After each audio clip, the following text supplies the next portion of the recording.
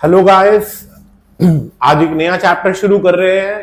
Class 12th economics का Indian economy का chapter है। तो चैप्टर का नाम है एम्प्लॉयमेंट, राइट। तो एम्प्लॉयमेंट बेसिकली होती क्या है? एम्प्लॉयमेंट ये होता है कि जब कोई बंदा किसी इकोनॉमिक एक्टिविटी में इन्वॉल्व होता है, पैसा कमाता है, तो दैट मीन्स कि वो एम्प्लॉयड है। क्लियर है। लेकिन इसमें जो सबसे पहला कॉन्सेप्ट आता है वो आता है वर्कर का। क्लियर है। अब आप अगर वर्कर सुनोगे तो आपके दिमाग में एक ही चीज आएगी, जो आपके घर पे आता है काम करना है, या आपने कोई रिपेयरिंग करानी है, आपने किसी को बुला लिया, वो वर्कर है। क्लियर है। लेकिन वर्कर वो नहीं होता। वर्कर वो बंदा होता है जो किसी इकोनॉमिक एक्टिविटी के अंदर इन्वॉल्व हो। देखिए डेफिनेट मीनिंग भी क्या लिखा हुआ है, worker is an individual who is involve in economic activity, right. तो आपके दिमाग में तो वही वर्कर आता है ना, कि आपको एसी की सर्विस करानी है तो वर्कर है, रिपेयरिंग करवानी है तो वर्कर है। सिर्फ वो वर्कर नहीं होता, वर्कर वो भी होता है जो सेल्फ एम्प्लॉयड भी हो, राइट, जो सेल्फ एम्प्लॉयड भी हो। क्लियर है। तो कौन कौन से लोग वर्कर में आते हैं? यही लिखा हुआ है, generally believe that people who are paid by employer are worker. लेकिन ये ट्रू नहीं है। इसके अंदर सेल्फ एम्प्लॉयड बंदे भी आते हैं। अगर कोई छोटी दुकान चला रहा है बंदा, तो वो भी वर्कर में इन्वॉल्व होता है, इंक्लूडेड होता है। क्लियर है। कोई बाल काटने वाला है तो वो भी वर्कर का पार्ट होता है। क्लियर है। और अगर कोई बंदा किसी बीमारी से, किसी इंजरी के कारण, या किसी फेस्टिवल, किसी भी रीजन के कारण अभी वो इन्वॉल्व नहीं है अपने काम के अंदर, तो वो भी वर्कर ही माना जाता है। लेकिन वो किसी रीजन के कारण नहीं है, लेकिन बाद में आके दोबारा काम शुरू कर देगा। तो वर्कर वो होता है एक इंडिविजुअल जो एक इकोनॉमिक एक्टिविटी में इन्वॉल्व होता है। इसके अंदर वो लोग भी आते हैं जो सेल्फ एम्प्लॉयड होते हैं। क्लियर है। आप इसके एक बार स्क्रीनशॉट ले लीजिए।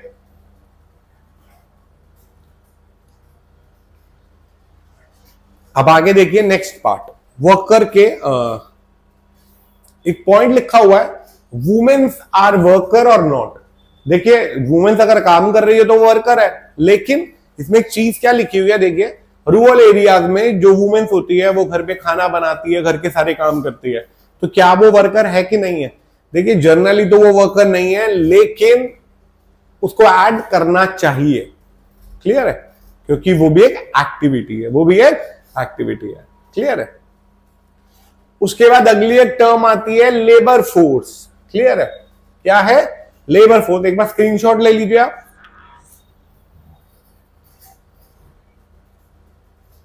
देखिए लेबर फोर्स के अंदर वो पर्सन आते हैं जो लोग काम कर रहे हैं और जो लोग काम करना चाहते हैं लेकिन उन्हें काम मिला नहीं है। क्लियर है। तो लेबर फोर्स के अंदर दोनों पार्ट आते हैं, एम्प्लॉयड और unemployed who are willing to work. ये ध्यान रखना लेबर फोर्स के अंदर। तो लेबर फोर्स में person working, available for work, working और अवेलेबल फॉर वर्क, लेकिन उन्हें काम मिला नहीं है। क्लियर है। तो इसे बोला जाता है लेबर फोर्स। इस चैप्टर में ना बड़े छोटे छोटे कॉन्सेप्ट से ही है, कुछ लंबी ऐसी चीज नहीं है। क्लियर है। आगे देखिए, अब एक फॉर्मूला बता रखा है इसमें लेबर फोर्स निकालने का। वो क्या निकाल रखा है, देखिए अगर आप टोटल पॉपुलेशन में से जो लोग अनफिट है उन्हें हटा दो। क्लियर है। अगर कोई काम ही नहीं करना चाहता तो वो तो नहीं आएगा, क्योंकि यहां तो विलिंग होना चाहिए, और जो अवेलेबल फॉर वर्क नहीं है किसी भी रीजन के कारण, तो वो भी नहीं आता। अगर आप टोटल पॉपुलेशन में से अनफिट लोग हटा दो, क्लियर है, और जो काम करना नहीं चाहते, जो अवेलेबल नहीं है, उन सबको हटा दो, तो उसे क्या बोला जाता है? Labour force. क्लियर है। आगे देखिए, अगला आता है वर्क फोर्स। अब वर्क फोर्स हम बड़ी जगह यूज करते हैं। हमने इंडियन इकोनॉमी चैप्टर नंबर 1 में भी यूज करा था, ऑक्यूपेशनल स्ट्रक्चर के अंदर। वर्क फोर्स वो लोग होते हैं जो एक्चुअल में काम कर रहे हैं, और लेबर फोर्स कौन होता है? जो काम कर रहे हैं और जो अवेलेबल फॉर वर्क है लेकिन उन्हें काम मिला नहीं है। और वर्क फोर्स क्या हुआ? जो काम कर रहे हैं। तो एक फॉर्मूला डिराइव हो रहा है, वो देखिए क्या है, work force is equal to labour force minus unemployed person. जो लोग, क्योंकि लेबर फोर्स में तो सर एम्प्लॉयड अनएम्प्लॉयड दोनों आते हैं, तो अगर आप लेबर फोर्स में से अनएम्प्लॉयड हटा दो तो वो वर्क फोर्स बन जाएगा। क्लियर है। आई होप ये क्लियर हो गया होगा। एक बार स्क्रीनशॉट ले लो इसकी। चलिए एक और फॉर्मूला नीचे बता रखा है आपको अनएम्प्लॉयड रेशियो निकालने का, रेट ऑफ अनएम्प्लॉयड, जितने लोग अनएम्प्लॉयड है divided by labour force into 100, इससे आपका रेट ऑफ अनएम्प्लॉयमेंट आ जाता है। क्लियर है? नेक्स्ट देखिए, ये बेसिकली वर्कर पॉपुलेशन रेशो है। क्या है? Worker population ratio.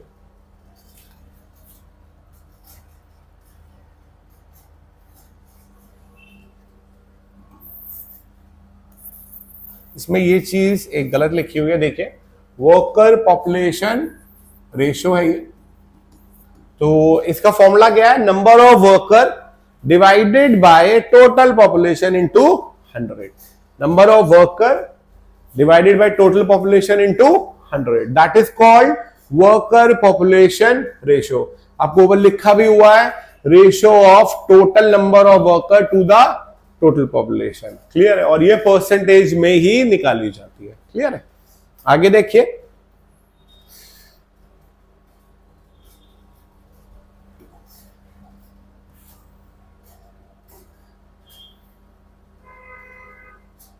अब अगला कॉन्सेप्ट आता है एम्प्लॉयमेंट का, राइट। अब एम्प्लॉयमेंट मैंने आपको पहले भी बताई थी, it is activity which enable a person to earn means of living. मतलब जो पैसा कमाते हो, खर्चते हो, तो आप अनएम्प्लॉयड हो। क्लियर है? ये दो तरीके की होती है, सेल्फ एम्प्लॉयमेंट और वेज एम्प्लॉयमेंट। सेल्फ एम्प्लॉयमेंट और वेज एम्प्लॉयमेंट बताता हूं क्या होता है। देखिए, सेल्फ एम्प्लॉयमेंट होता है जब आप अपना खुद का काम कर रहे हो। क्लियर है? आपने कोई दुकान खोली हुई है और आप काम कर रहे हो, that is called self employment. Veg employment में क्या होता है? जिस बंदे ने दुकान खोली थी, आप उसके बाद नौकरी कर रहे हो, that is called wage employment. Clear है? That is called wage employment. ये लिखा हुआ है सेल्फ एम्प्लॉयमेंट में, it means an arrangement in which our worker uses his own resources to make a living is called self employment. Example shopkeeper और trader etcetera. ये percentage भी मैंने बताई हुई है, बस ये रीड कर लेना, आपको सिर्फ नॉलेज चाहिए और कुछ नहीं। क्लियर है? वेज एम्प्लॉयमेंट क्या होती है? जिसमें वर्कर अपनी लेबर को सेल करता है, अपनी क्वालिटी को सेल करता है और उससे पैसे कमाता है। जैसे आपने किसी बंदे को हायर करा हुआ अपने पास, that is called wage employment. और आप जो खुद हो, that is called self employment. Clear है? आई होप ये आपको क्लियर हो गया होगा। अब वेज एम्प्लॉयमेंट भी दो तरीके की होती है। क्लियर है? वेज एम्प्लॉयमेंट कितने तरीके की होती है? दो, एक रेगुलर वर्कर, एक कैजुअल वर्कर। क्लियर है? एक एग्जांपल देता हूं मैं आपको, बहुत बढ़िया एग्जांपल है। आपके घर में एक नौकर काम कर रहा है 20 सालों से। क्लियर है? और लेट करो वो कुछ दिनों की छुट्टी पे चला गया और आपने एक नया वर्कर रख लिया। क्या वो नया वर्कर उसे सब्स्टिट्यूट कर देगा फ्यूचर में? नहीं सर, वो दोबारा आ जाएंगे और वही काम करेंगे और जो नया आया था उसे हम घर भेज देंगे। क्लियर है? तो जो वर्कर आपके पास स्टार्टिंग 20 सालों से काम कर रहा है, तो उसे हम रेगुलर वर्कर बोलेंगे। क्लियर है? और जो 10-12 दिन काम करके गया, that is called casual worker. Clear है? तो रेगुलर वर्कर वो होता है जो परमानेंट होता है, कैजुअल वो होता है जो कुछ टाइम के लिए आता है और फिर चला जाता है। क्लियर है? एक एग्जांपल देता हूं, तो जो 20 सालों वाला बंदा था, उसकी नौकरी पक्की, उसे आप दिवाली पे बोनस भी देते हो, सारे बेनिफिट्स देते हो, क्या इसको दोगे दिवाली पे? नहीं ना। क्लियर है? तो रेगुलर वर्कर वो होते हैं जो परमानेंट बेसिस पे होते हैं, जिन्हें सारे सोशल बेनिफिट्स मिलते हैं, पीएफ का बेनिफिट मिलता है, सब कुछ। क्लियर है? इनकी रेगुलर इनकम होती है। और कैजुअल वर्कर कौन से होते हैं? जो डेली नेचर के होते हैं, रेगुलर बेसिस पे आते हैं, इन्हें कोई सोशल सिक्योरिटी बेनिफिट नहीं मिलता, प्रोविडेंट फंड या ग्रेच्युटी ये सब, और इनकी कोई रेगुलर इनकम नहीं होती। एक बार आप स्क्रीनशॉट ले लो इसका।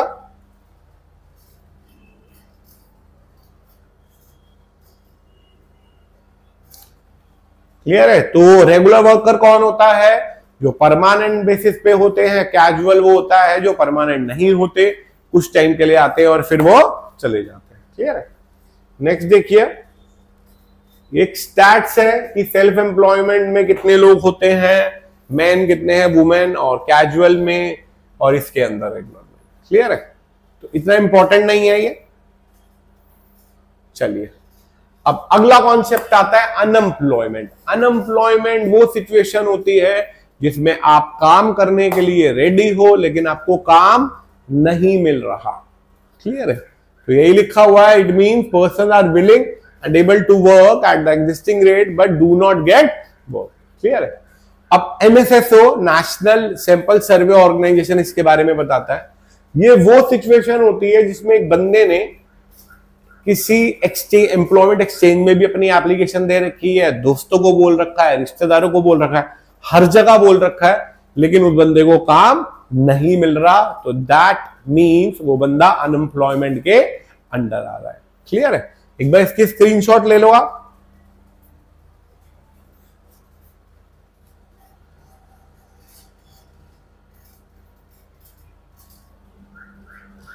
तो अभी हमने क्या क्या पढ़ा? एम्प्लॉयमेंट पढ़ा, सेल्फ एम्प्लॉयमेंट पढ़ा, वेज एम्प्लॉयमेंट पढ़ा। वेज एम्प्लॉयमेंट में दो तरीके के होते हैं, एक रेगुलर और एक कैजुअल। फिर अनएम्प्लॉयमेंट पढ़ा। अब अनएम्प्लॉयमेंट का जो डाटा कलेक्ट करता है, जो sources of unemployment in India है, वो तीन है। सेंसस ऑफ इंडिया की रिपोर्ट्स, एनएसएसओ और directorate of employment and training. Clear है? आई होप ये क्लियर हो गया होगा। इतना इंपॉर्टेंट भी नहीं है, बस पता होना चाहिए, ज्यादा डेट में जाने की जरूरत नहीं है। अब हम देखते हैं types of unemployment. Types of unemployment ये पहले भी बहुत बार पढ़ी हुई है आपने। अब पहली है डिसगाइज अनएम्प्लॉयमेंट। क्या है? Disguise unemployment. डिसगाइज अनएम्प्लॉयमेंट वो अनएम्प्लॉयमेंट होती है जिसमें आपको दिखता नहीं है, कोई प्रोडक्टिविटी नहीं आ रही है एम्प्लॉयमेंट ज्यादा लोग आने से। एक एग्जांपल लेता हूं। एक बंदे ने एक दुकान खोली और दुकान चल पड़ी। उसके दो बेटे थे, दोनों दुकान पे आए, हेल्पिंग हैंड करके काम कर रहे हैं तीनों। क्लियर है? बिजनेस को एक्सपेंड नहीं करा। अब आगे उनके दो दो बच्चे और हो गए, वो भी उसी दुकान पे आ रहे हैं, और दादाजी रिटायर हो गए। तो क्या इतने लोगों की जरूरत है दुकान पे? नहीं, लेकिन पैसा आ रहा है और वो बैठे हैं, तो वो एक तरीके से अनएम्प्लॉयड ही है। That is called disguise unemployment. Clear है? डिसगाइज अनएम्प्लॉयमेंट सिंपल टर्म्स में ये होता है कि नए लोग आने से प्रोडक्टिविटी में कोई भी फर्क नहीं पड़ा। प्रोडक्टिविटी वही है, सब कुछ वही है। क्लियर है? तो एक बार आप इसका स्क्रीनशॉट ले लो। मैं एक बार इसके बारे में आपको बता भी देता हूं। देखिए, जिसमें more people are engage in a work and जिसमें जरूरत नहीं होती उनकी। क्लियर है? एग्जाम्पल, एक काम को करने के लिए दो लोग चाहिए, लेकिन आपने तीन लोग लगा रखे हैं, तो उसे बोला जाता है डिसगाइज अनएम्प्लॉयमेंट। क्लियर है? ये शुगर केन में होती है बेसिकली, और इसकी प्रोडक्टिविटी या तो जीरो होती है या तो नेगेटिव होती है, या तो नेगेटिव होती है। क्लियर है? एक बार स्क्रीनशॉट ले लीजिए आप।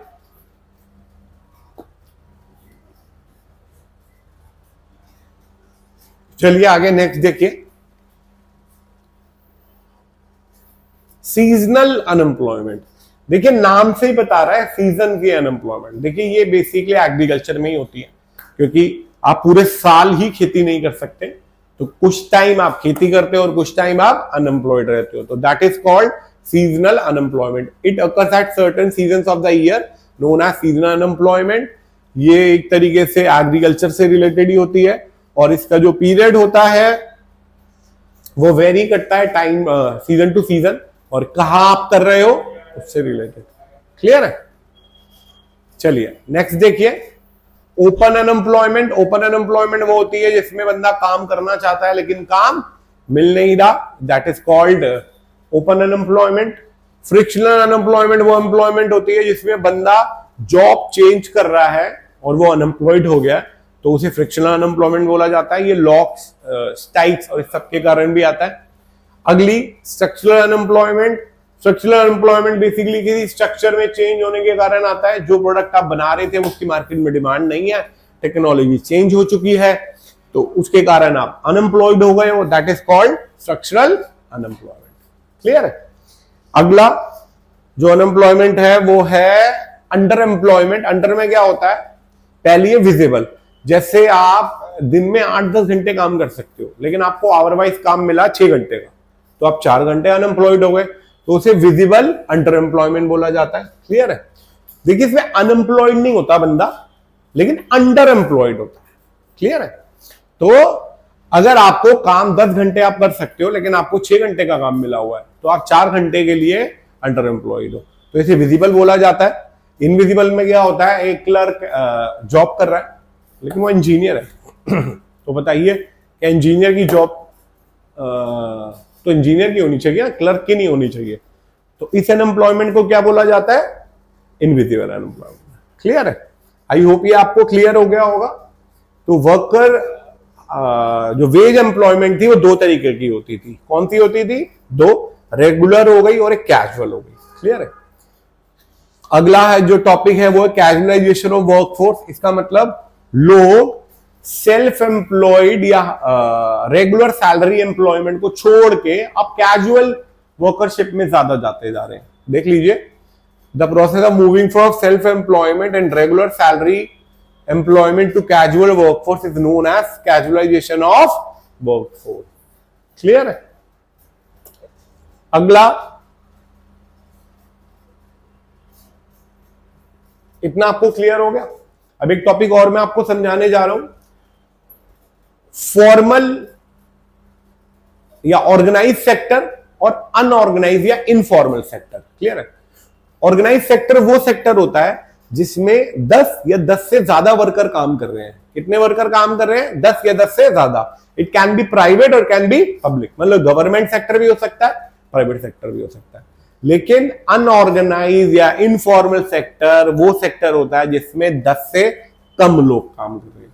तो आपसे कोई पूछे कि फॉर्मल सेक्टर क्या होता है और वो प्राइवेट होता है, गवर्नमेंट होता है या बोथ होता है? सर वो बोथ होता है, जिसमें 10 या 10 से ज्यादा लोग काम कर रहे हैं। क्लियर है? और इनफॉर्मल सेक्टर कौन सा होता है? जिसमें कितने लोग काम कर रहे हैं? 10 से कम। फॉर्मल सेक्टर या ऑर्गेनाइज सेक्टर वो सेक्टर होता है जिसमें सारी टेक्नोलॉजी यूज करने के लिए मिलती है वर्कर को, और इनफॉर्मल में नहीं मिलती। फॉर्मल के अंदर सारे रिटायरमेंट बेनिफिट्स मिलते हैं, इनफॉर्मल में नहीं मिलते। फॉर्मल में आपको ट्रेड यूनियंस भी मिलती है। क्लियर है? तो अच्छे लेवल पे होते हैं। और इनफॉर्मल के अंदर ट्रेड यूनियंस नहीं मिलती। फॉर्मल के अंदर आप परमानेंट होते हो, इनफॉर्मल में आपको वो कभी भी निकाल सकता है। क्लियर है? तो फॉर्मल सेक्टर समझ में आ गया और इनफॉर्मल आ गया। तो एक टॉपिक है इनफॉर्मलाइजेशन ऑफ वर्कफोर्स, मतलब जब लोग फॉर्मल से इनफॉर्मल सेक्टर में जाते जा रहे हैं, that is called informalisation of workforce. Clear है? ये आप एक बार स्क्रीनशॉट ले लो इसका।